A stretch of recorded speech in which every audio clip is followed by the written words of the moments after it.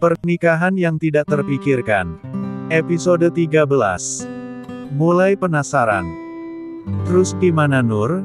Tenggat waktunya udah dekat nih, Cantika mulai panik.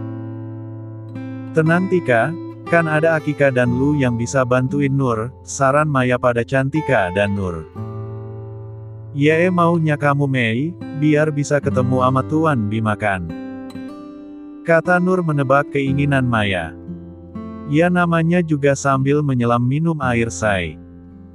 Bolehlah Akika nyuci mata selagi My Lovely masih di PS, kata Maya. Serah lu deh Mei tapi makasih ya karena lu udah mau bantuin gue, Nur mengucapkan terima kasih pada Maya. Lu kayak sama siapa aja. Nggak perlu bilang makasih, Akika pasti akan bantuin lu. Secara lu juga udah sering bantuin Akika, kata Maya. Nur tersenyum pada Maya dan Cantika. Iya lu emang teman gue yang paling baik bener, puji Nur. Ya iyalah, udah malam, Akika mau balik dulu, pamit Maya pada Cantika dan Nur. Tumben kamu udah mau balik, biasanya nunggu diusir dulu baru balik, canda Cantika. Justru itu sebelum Akika diusir, ya Akika pamit, Maya melangkah pergi. Makasih ya Mei, udah nganterin, Nur mengucapkan terima kasihnya. Iye, tapi besok-besok kalau ketemuan sama Tuan Bima Akika ikut ya, modus Maya. Pamrih nih ceritanya. Canda Nur. Bukan pamrih say, tapi menyelam sambil minum air. Kesempatan ketemu sama idola harus dimanfaatkan, kata Maya berlalu pergi meninggalkan apartemen Cantika. Maya. Cantika menggeleng-gelengkan kepalanya lalu duduk di samping Nur. Nur, kamu udah makan belum? Tanya Cantika. Udah mbak tadi dimasakin sama Maya di kos-kosan. Sebaiknya sekarang Nur mulai mengatur kembali konsep pestanya apalagi waktunya udah mepet, Nur berdiri dari duduknya melangkah mengambil laptop miliknya. Biar mbak bantu Nur, kita kerjain sama-sama biar cepat kelar. Apalagi tangan kamu cedera pasti nggak leluasa, Cantika mengambil laptop Nur dari tangannya. Cantika dan Nur memulai pekerjaan mereka membuat konsep dengan tambahan acara pertunangan Rido. Mobil Bugatti Veyron 16.4 berhenti di depan cafe Afra Coffee, cafe yang sering dikunjungi Bima dan teman-temannya untuk refreshing setelah penat bekerja. Bima menyerahkan kunci Bugatti-nya ke petugas valet untuk diparkirkan. Herdi dan Bima berjalan masuk ke dalam kafe menuju ke meja tempat dia dan teman-temannya sering duduk. Tampak Bastian melambai ke arah mereka dengan Vanrius tengah asyik mengobrol dengan perempuan yang baru dikenalnya di kafe itu. Bima duduk di sofa single di sebelah Bastian, sedangkan Herdi duduk di sofa single sebelah Vanrius setelah perempuan yang berkenalan dengan Vanrius pergi. Seorang waiter datang menghampiri dengan buku menu di tangannya, menyerahkan pada Bima dan Herdi. Black coffee 1 dan espressonya 1, Herdi memberikan menu itu kembali pada waiter. Maaf tuan, espressonya ingin single atau double? Tanya waiter pada Herdi. Single saja, kata Herdi lagi. Saya ulangi lagi pesanan Anda, 1 black coffee and 1 espresso single, waiter itu mengulangi lagi pesanan Herdi yang dijawab oleh anggukan dari Herdi. Baiklah, mohon ditunggu sebentar tuan, waiter itu pamit untuk menyerahkan pesanan mereka pada barista. Gimana bro udah ketemu tuh cewek udah buat masalah ama lu? Tanya Vanrius to the point tanpa melihat sikon Bima. Bima ingin melupakan perempuan yang sudah mengobrak-abrik hatinya kembali teringat Nur karena Vanrius. Tatapan tajam dan menusuk dari Bima membuat udara menjadi dingin di sekitar Vanrius dan Bastian. Herdi memberi kode jika mereka sudah membuat kesalahan. Herdi, kok dingin ya? Apa yang punya kafe sengaja buat nurunin temperatur AC-nya? Tanya Vanrius pada Bastian merasa dingin dan mencekam. Bastian menyenggol tangan Vanrius dengan mata menatap ke arah Bima, Vanrius hanya cengengesan saat ditatap tajam oleh Bima. Sepertinya mood Bima lagi nggak baik. Gumam Vanrius dalam pikirannya. Gue ke toilet bentar, kata Bima melangkahkan kakinya ke toilet cafe. Herdi, bos Iu kenapa? Kok moodnya langsung berubah saat gue bahas soal cewek yang di video itu, tanya Vanrius. Herdi menggigitkan bahunya, dia tahu apa yang membuat mood Bima berubah tapi dia tidak ingin membahasnya dengan Bastian dan Vanrius. Lebih baik diam aja, daripada dipotong gaji ama bos yang lagi galau. Gumam Herdi dalam hati mencari aman. Video yang mana? Tanya Bastian yang lupa akan video Bima dengan perempuan yang berani menyiram milkshake ke wajahnya. Masak lu lupa Herdi, itu video yang waktu Bima disiram ama cewek. Vanrius mengingatkan Bastian tentang video Bima. Plak. Bastian baru mengingat video itu, refleks dia langsung menepuk pundak Vanrius saat mengingat sosok perempuan itu sama persis dengan perempuan yang ditemuinya di rumah sakit. Sakit woi, pekik Vanrius. Sorry bro, refleks gue. Gue ingat ama cewek yang baru ketemu tadi, sama persis sosoknya ama yang di video itu, kata Bastian. Cewek yang mana? Cewek yang nyiram Bima? Tanya Vanrius. Yoi, jawab Bastian singkat. Emang lu ketemu di mana? Tanya Herdi. Di rumah sakit hari ini, sesudah Bima konsultasi ama gue. Nggak sengaja gue nabrak tuh cewek pas mau ke tempat teman gue, kata Bastian. Serius lu? Vanrius semakin penasaran. Serius lah, gara-gara gue nabrak dia ponselnya rusak terjatuh ke lantai. Nih ponselnya ama gue sekarang, kata Bastian memperlihatkan ponsel Nur yang rusak meletakkannya di atas meja. Bima yang baru kembali dari toilet berdiri di belakang sofa yang diduduki Bastian dan Vanrius, tanpa sengaja dia mendengar cerita Bastian yang bertemu dengan Nur. Terus cewek itu gimana? Tanya Herdi memancing informasi dari Bastian agar Bima bisa mengetahuinya juga. Cewek itu sepertinya cedera dan diantar ama cowok ganteng. Semula gue kira itu cowoknya tapi ternyata. Bastian menghentikan ceritanya meminum minuman yang dipesannya. Tapi ternyata apa? Tanya Bima penasaran. Herdi diam-diam tersenyum saat melihat Bima yang terpancing untuk bertanya tentang apa yang dilihatnya di rumah sakit. Bastian dan Vanrius saling berpandangan heran melihat ke arah Bima bertanya tentang apa yang terjadi selanjutnya. Bastian lalu melanjutkan ceritanya, setelah Bima kembali duduk ke sofanya.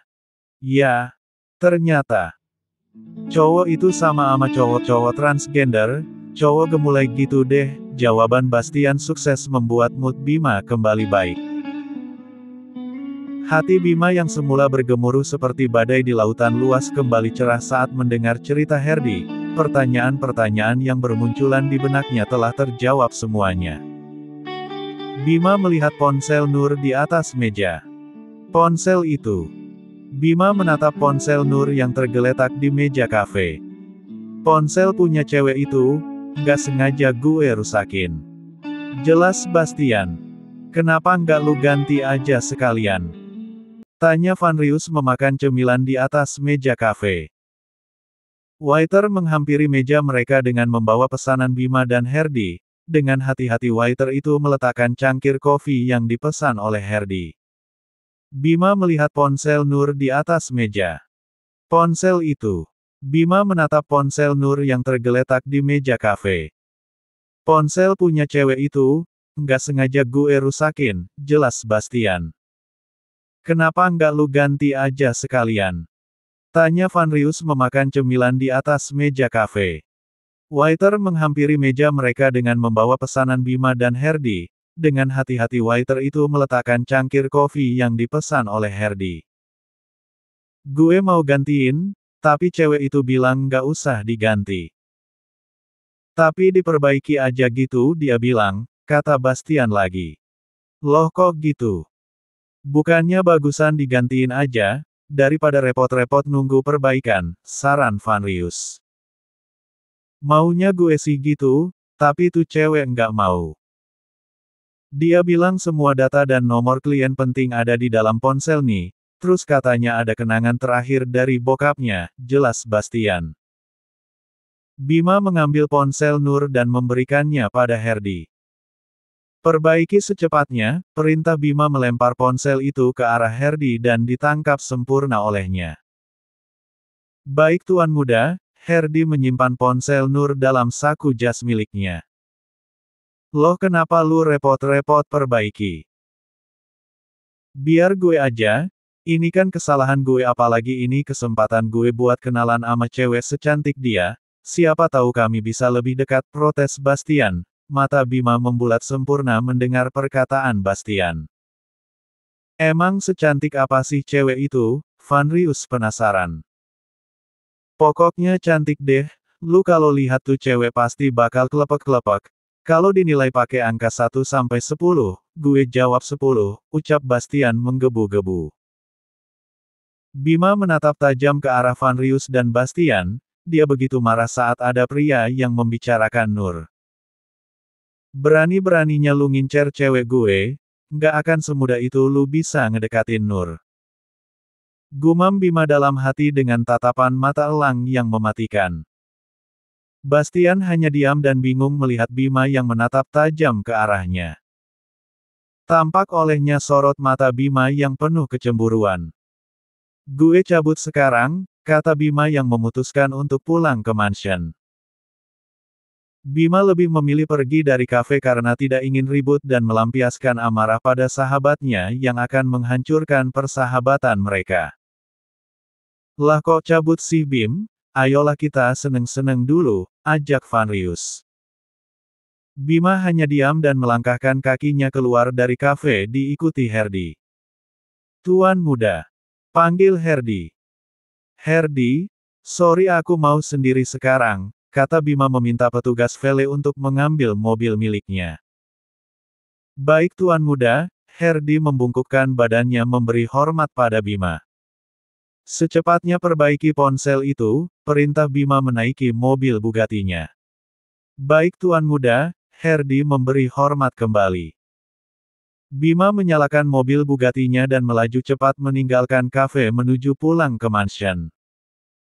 Herdi lalu masuk ke dalam kafe dan duduk kembali bersama Van Rius dan Bastian. Herdi, si Bima kenapa? Kok dari sikapnya nggak suka kalau gue dekatin tuh cewek? Tanya Bastian heran.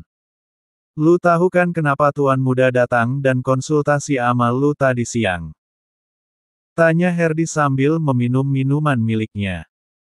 Iya gue tahu lalu hubungannya apa ama gue deketin tuh cewek? Tanya Bastian. Bentar-bentar, emang Bima konsultasi apa ama lu? Van Rius penasaran bertanya pada Bastian.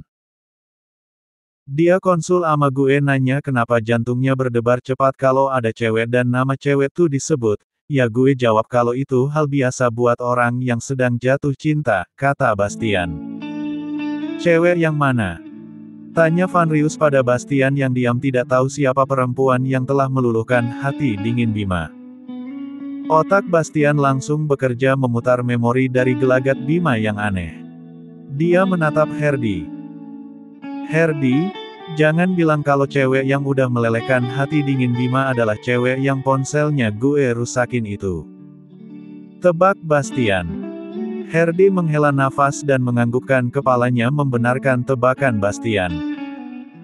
Awalnya gue nggak yakin, tapi saat tuan muda lihat Nona Nur ama cowok lain, gue lihat sikapnya langsung berubah.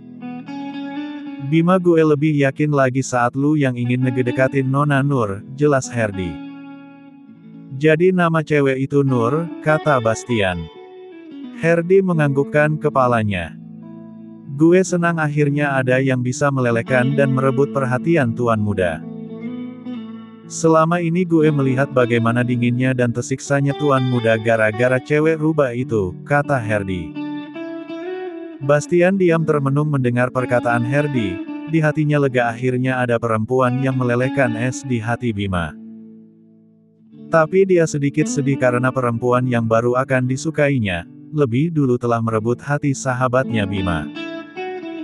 Untung saja gue belum terlalu jauh suka ama tuh cewek, kata Bastian dalam hati. Bastian lebih memilih persahabatannya yang sudah lama terjalin. Herdi, nih kartu nama temannya Nur. Dia bilang kalau ponselnya udah baik, hubungi ke nomor temannya, kata Bastian memberikan kartu nama Maya. Maya. Herdi menatap kartu nama di tangannya. Itu nama cowok gemulai yang gue ceritain tadi, kata Bastian. Herdi lalu menyimpan kartu nama Maya. Gue balik dulu, pamit Herdi. Oke deh, gue juga udah mau balik, kata Bastian. Lah semuanya kok pada balik, nggak seru ah. Ayolah kita seneng-seneng dulu gimana, tawar Vanrius. Gue nggak bisa, ada kerjaan, kata Herdi melangkah ke kasir. Gue juga, Herdi you mau bareng gue, tanya Bastian. Oke, Herdi membayar tagihan minuman mereka. Ya pada balik semua, kata Vanrius. Dia pun bangkit dari tempat duduknya dan mengikuti teman-temannya. Jam sudah menunjukkan pukul 11 malam, Cantika sudah tampak kelelahan dan tertidur di atas sofa ruang TV. Nur masih terjaga memeriksa konsep acara di laptopnya dengan detail. Smartphone milik Cantika bergetar di atas meja di sebelah Nur. Ditatapnya layar smartphone milik Cantika tertulis nama Herdi dengan lambang hati di belakang namanya. Tuan Herdi. Lambang hati. Gumam Nur menatap ke arah Cantika yang sudah sangat lelap. Smartphone itu terus bergetar, mau tidak mau Nur mengangkatnya. Assalamualaikum, sapa Nur mengangkat telepon dari Herdi. Waalaikumsalam, maaf bukannya ini ponselnya Tika? Tanya Herdi di seberang sana. Iya Tuan Herdi, saya Nur, Mbak Cantikanya sudah tidur. Apa ada hal yang penting Tuan? Kalau iya saya akan membangunkan Mbak Tika dulu, kata Nur akan membangunkan Cantika. Tidak usah Nona, biarkan saja. Besok saja saya akan meneleponnya lagi, maaf mengganggu Anda Nona, kata Herdi. Tidak apa-apa Tuan Herdi, nanti saya akan sampaikan pesan Anda pada Mbak Tika. Nur menatap Cantika masih terlelap. Baiklah kalau begitu Nona Nur, selamat malam. Assalamualaikum, Herdi mengakhiri teleponnya. Waalaikumsalam, jawab Nur, ada banyak pertanyaan di benak Nur. Ada hubungan apa Mbak Tika sama Tuan Herdi? Terus nama Tuan Herdi di ponsel Mbak Tika pakai lambang hati. Apa mungkin? Nur, kenapa gue jadi kepo gini? Ini kan privasinya Mbak Tika, kata Nur dalam hati sambil mengetuk kepalanya. Setengah jam telah berlalu Nur sudah menyelesaikan pekerjaannya. Aduh lupa lagi ngasih tahu Tuan Herdi kalau konsep acara udah diperbaharui, besok aja deh. Gumam Nur sambil menyimpan file konsep acara di laptop miliknya. Setelah mematikan laptopnya, Nur membangunkan Cantika untuk pindah ke kamarnya. Mata Cantika masih setengah terbuka jadi tidak menyadari pintu kamarnya tertutup rapat. Brak! Terdengar benturan cukup keras di depan kamar Cantika. Nur bergegas menghampiri Cantika dan melihatnya memegangi kepalanya. Bak, nggak apa-apa? Tanya Nur melihat kening Cantika yang memerah. Nggak apa-apa Nur, karena ngantuk banget nggak nyadar kalau pintu kamar tertutup, ucap Cantika sambil mengusap keningnya yang masih merah. Ya udah Mbak istirahat dulu, kamu juga istirahat ya, kata Cantika lagi membuka pintu kamarnya. Nur hanya tersenyum. Dia kembali ke kamarnya untuk beristirahat. Setelah mengganti pakaian tidurnya Nur merebahkan dirinya di tempat tidur kasur empuk dan terlelap dalam buaian mimpi. Mentari pagi perlahan-lahan menyirami bumi dengan kehangatannya. Seperti biasa Nur bangun lebih dulu. Setelah bersih-bersih Nur ke dapur Cantika untuk membuat sarapan. Nur meraih wajan dengan tangan kirinya. Au, luka Nur terasa sangat ngilu saat mengangkat wajan. Lupa gue kalau tangan lagi cedera, kata Nur dalam hati mengganti tangan kanan untuk mengambil wajan. Dengan hati-hati Nur membuat sarapan untuknya dan Cantika, sesekali Nur menggerakkan tangan kirinya yang terasa sangat ngilu. Astagfirullahaladzim, gue lupa ngasih kabar ke Mama ama Ivan kalau ponsel gue rusak, kata Nur dalam hati. Setelah menata sarapan pagi di piring, Nur menghampiri kamar Cantika dan mengetuknya. Tok, tok, Mbak, panggilan Nur. Cantika yang berada di kamar mandi tidak mendengar sama sekali. Mbak, Nur mengetuk sekali lagi dan membuka pintu kamar Cantika. Nur melihat tempat tidur Cantika yang kosong, terdengar gemericik air di dalam kamar mandi. Nur mengetuk kamar mandi Cantika. Mbak, panggil Nur. Iya Nur, ada apa? Tanya Cantika. Nur, boleh minjem ponsel Mbak nggak? Buat hubungi Mama. Ya udah pakai ajarin, ambil aja di nakas samping tempat tidur. Oke Mbak. Nur mengambil ponsel Cantika dan membukanya. Sudah menjadi kebiasaan Cantika tidak pernah mengunci ponselnya dengan kata sandi atau apapun untuk mempermudahnya membalas pesan atau email dari klien. Nur menghubungi keluarganya dan memberitahu jika untuk beberapa hari ke depan Nur tidak bisa dihubungi karena ponselnya dalam perbaikan. Cantika keluar dari kamar mandi menuju walk-in closet, memakai pakaian yang biasa dipakainya di rumah. Setelah menghubungi keluarganya Nur meletakkan kembali ponsel Cantika. Mbak, makasih ya. Iya. Oh ya Nur.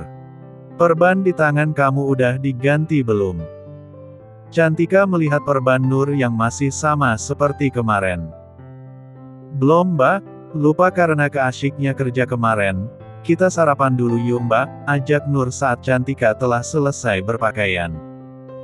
Kamu bikin sarapan? Tanya Cantika. Nur menganggukkan kepalanya. Aduh Nur, tangan kamu kan lagi sakit. Kenapa kamu paksain buat bikin sarapan?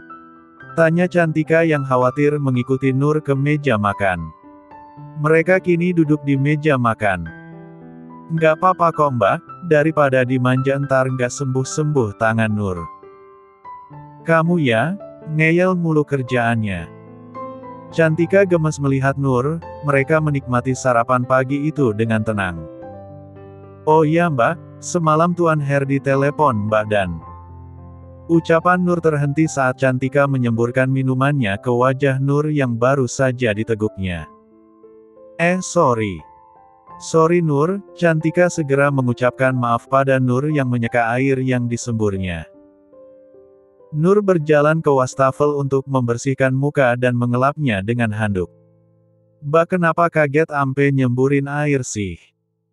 Emang Nur kerasukan apa pakai acara sembur-semburan, kata Nur memanyunkan bibirnya. Hehehe, maaf Nur. Mbak beneran gak sengaja, tadi kamu bilang apa? Tadi Nur bilang kalau Tuan Herdi semalam telepon Mbak, katanya dia akan telepon Mbak pagi ini. Terdengar bunyi nada dering dari grup idol Korea BTS kesukaan Cantika. Panjang umur tuh Tuan Herdi, baru aja diomongin udah telepon Mbak, rayu Nur dengan menaik turunkan alisnya. Apaan sih Nur? Cantika langsung mengangkat telepon dari Herdi. Cantika melangkahkan kakinya menuju kamarnya, tepat di depan kamar langkahnya terhenti saat Nur memanggilnya. Mbak bentar, panggil Nur. Cantika sedikit menjauhkan ponselnya. Apa? Tolong sampein ama Tuan Herdi kalau konsep acaranya udah diperbarui, tanyakan kapan bisa konsep ini kita perlihatkan ke Tuan. Nur ingat jika hari ini weekend. Mayoritas perusahaan banyak yang tutup. Oke entar Mbak tanyain. Coba kamu periksa lagi konsepnya ya. Oke Mbak. Nur duduk di ruang TV, menyalakan laptopnya.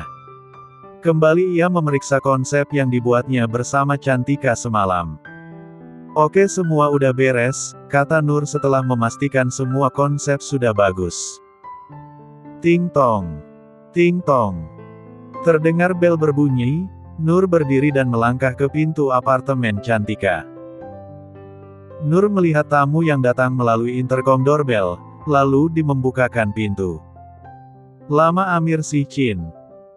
Gerak Akika nungguin, Maya menyelonong masuk duduk di sofa depan TV. Dari mana Mei? Tumben pagi udah muncul di sini. Setan kali Akika, dibilangin muncul begitu. Ya lu kan sebangsanya, datang tak dijemput pulang tak diantar, canda Nur. Dengan cepat Maya melayangkan cubitan gemas ke pipi Nur. Aduh sakit Maya, entar pipi gue cubi. Terus lu malah bilang gue kegemukan, protes Nur memegang pipinya. Abis Akika makin gemes ama Yei, BTW Busway Cantika mana? Gemes sih gemes tapi jangan pipi juga keles. Batika lagi di kamar, lagi terima telepon. Oh, Maya beroria. Entar gue ambilin minum dulu. Nur berdiri melangkah menuju dapur mengambilkan minuman untuk Maya. Nur meletakkan minuman di atas meja yang langsung disambar oleh Maya yang sudah sangat kehausan. Pelan-pelan Mak. Lu kayak abis lari keliling stadion. Emang iya? Akika abis lari tadi tapi nggak ampe keliling stadion. Gimana ama tangan lu? Tanya Maya. Aduh. Untung lu ingetin Mei, gue lupa buat ganti perban. Udah cepat ambil sana obat ama perban barunya. Biar Akika yang pasangin. Nur masuk ke kamarnya untuk mengambil perban baru dan obat salep untuk lukanya. Bersambung.